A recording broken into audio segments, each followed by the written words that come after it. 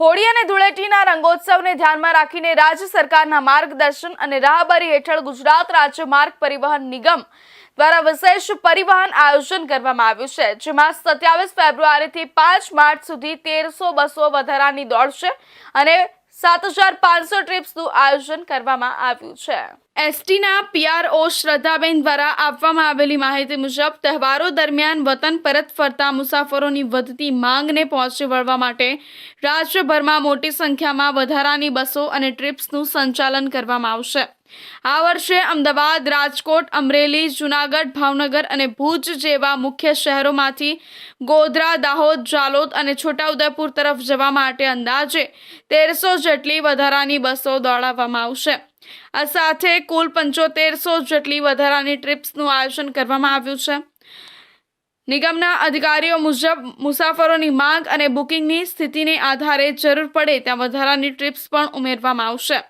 ધાર્મિક સ્થળોની વાત કરીએ તો હોળી ધૂળેટીના અવસરે મોટી સંખ્યામાં શ્રદ્ધાળુઓ ડાકોર અને દ્વારકા જેવા પવિત્ર ધામોની મુલાકાત લેતા હોય છે, અને ધ્યાનમાં રાખીને નિગમ દ્વારા 450 જેટલી બસો મારફતે આશરે 3500 ટ્રીપ્સનું વિશેષ સંચાલન કરવામાં આવશે। આ સેવાઓ દ્વારા શ્રદ્ધાળુઓને સરળતાથી દર્શન માટે પહોંચવાની સુવિધા મળશે અને તહેવારો દરમિયાન ટ્રાફિકનો ભાર પણ ઘટાડવામાં મદદ મળશે। નિગમ દ્વારા જણાવવામાં આવ્યું છે કે આ વિશેષ પરિવહન વ્યવસ્થા 27 ફેબ્રુઆરીથી 5 માર્ચ 2026 સુધી અમલમાં રહેશે।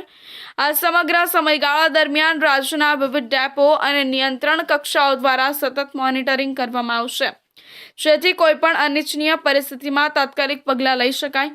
તહેવારોના દિવસોમાં ખાસ કરીને દાહોદ, ગોધરા, જાલોદ, પંચમહાલ, સંતરામપુર અને છોટાઉદેપુર જેવા વિસ્તારોમાં પોતાના વતન પરત ફરવા માટે મોટી સંખ્યામાં નાગરિકો મુસાફરી કરે છે।